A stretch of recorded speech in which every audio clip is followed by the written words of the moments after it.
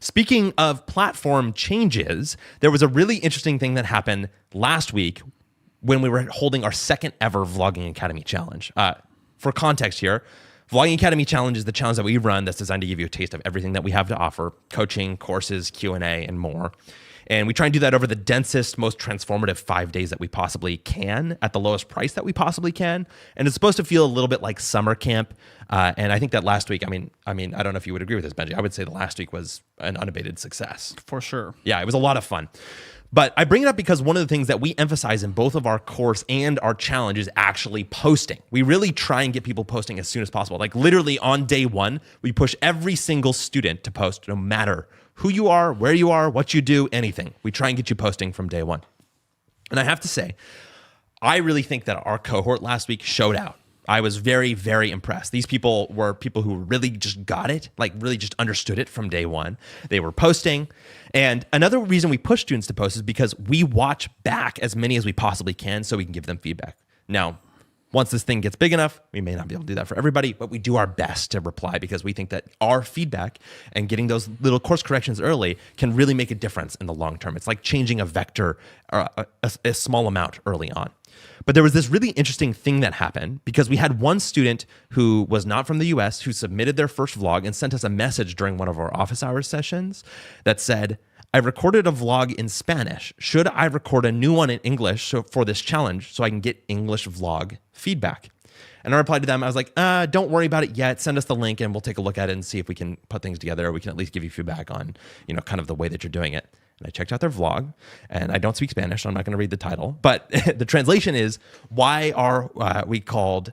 It was Chinese bananas is is the phrase. By the way, that I'm he not used. laughing because of anything racial. It's just I understand what that means, and obviously it's a student of mine. Yes. So it was just fun to talk to them about. Yeah. And so you watched that video, right?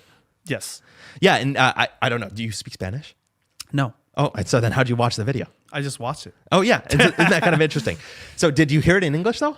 I did not. Oh, interesting. I heard it in English. Okay. Did you know that? So, Oh no, I did hear it in English. Yes. so tell me more about that.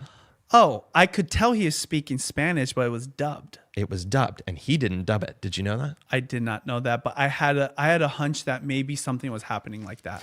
It was the first video I had watched with YouTube's auto dubbing feature, which I think they released last year. This uses AI technology, by the way. It uses LLM technology. Game changer. It was totally convincing to me. It even sounded kind of like, because we heard him speak to us in English, it kind of sounded a little bit like his voice. It was convincing in terms of the actual translation itself. It felt very natural. This is YouTube's function doing this? This is YouTube's function. Do you have to turn this on? I think that you can turn it off, but I think it's on by default. It was wildly impressive to me. Yeah. So that means like all my vlogs at Costco, if you're watching from Russia, I don't know if that's like allowed over there. I know we got some issues going on, but it could be in Russian. Yeah. I mean, I don't know what the languages are, but within the subset of languages that are supported, whatever language it is, it will translate it from one to the other. Why this is important is because years ago, we're talking 5+ years ago, like 2017, 18, 19. And I used to have a Spanish channel for my wife, Judy. I know. It's a strategy to tap into new audiences. We used to start new channels to do this. And then they had the function where you could have not only you giving like the translation, the dubbing, but also you could get other people to dub it. It was the weirdest thing. You would get like your viewers to dub your own videos and double check it. Now, and this totally makes sense. The AI and the translation tool does it for you. Yeah. And it can make it sound like you.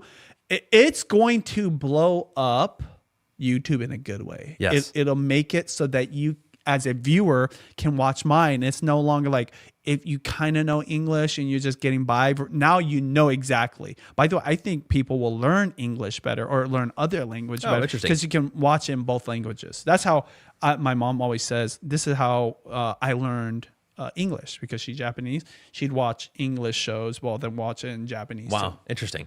Yeah, and so I just thought it was amazing, and it shows you some of the platform innovations that are going to another subtle thing that will actually change the algorithm as well, because more people will get more reach than they ever have before. If you were only English speaking, or if you're only Chinese speaking before, you could only speak to the audiences that understood those languages. Now, pretty much anybody within this language set can reach anybody else within that language set, and it is potentially multiplicative depending on the kind of content that you're doing. And by the way, you don't have to pay anybody to do it, which is just crazy to think about.